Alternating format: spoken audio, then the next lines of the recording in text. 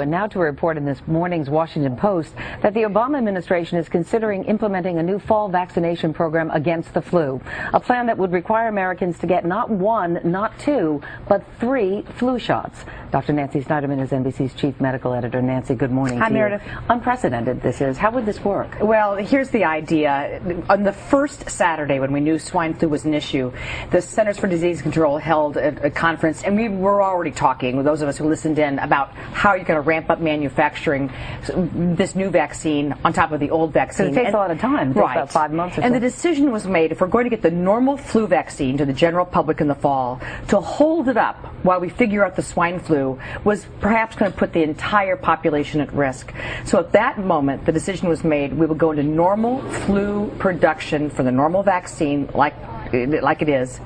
For seasonal flu. Right, for seasonal flu. Figure out what the swine flu really is, and then perhaps tag team a second vaccine on top of it. Okay, so that's why they didn't combine them into one shot, but why 2 additional shots for swine flu? For the normal seasonal flu that you and I talk about every year, there's a herd immunity to some extent, so you only need 1 shot.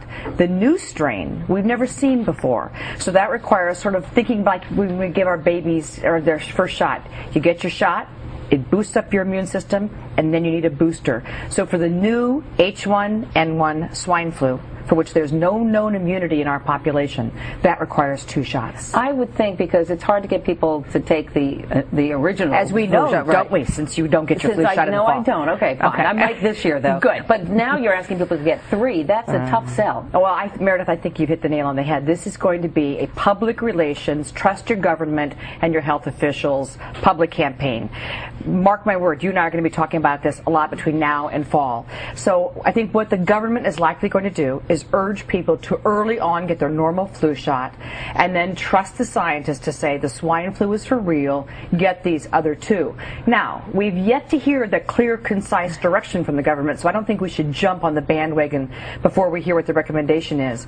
But if they do believe that this swine flu could be a real uptick in severity, you're going to see a massive public education campaign. But we trusted the scientists back in 1976 with the original swine flu shot, and a lot of people it was a debacle. Sick. Right. Not only that, some people died, some people were paralyzed. From the shot itself. And people remember the swine flu vaccine as a terrible disaster.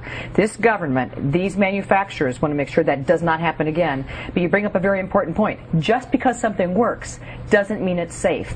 And that rush to market is going to mean that we're going to have to prove that, yes, it will keep people from getting sick, and that the shot itself won't hurt anybody. All right, more on this, I'm sure, all summer and early fall. Absolutely, Dr. Nancy Snyderman. Thank you so much. I'm sorry to put you on the spot. That's okay.